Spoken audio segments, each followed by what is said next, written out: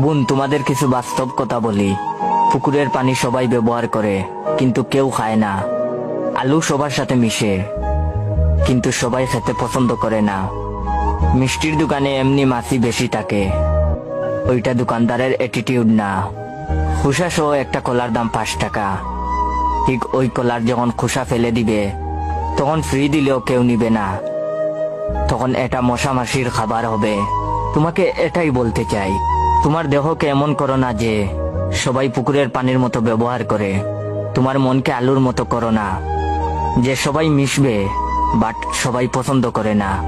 তুমি তোমার মনকে মিষ্টির দোকান বানাইও না, যেখানে মশা মাছির মতো সবাই ঢুকবে, ক্ষুধা মিটিয়ে চলে যাবে।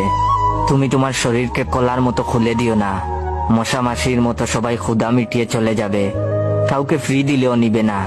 তুমি আজ যাদের সাথে কথা বলে মজা নিচ্ছ বা দিচ্ছ, তারা তোমাকে ব্যবহার করে, ব্যবহার শেষে ফেলে দিবে।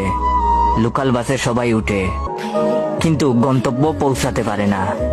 যে তোমাকে আজ খারাপ বানাবে, সে তোমাকে কাল বলবে ও ভালো না, চরিত্র খারাপ। গালি তো আছেই। বর্তমান পরিস্থিতি বড়ই ভয়ঙ্কর, মোকাবেলা করতে পারবে না। আমার কথায় খারাপ লাগলে নিজের আপন ভাই মনে করে ক্ষমা করে দিবেন।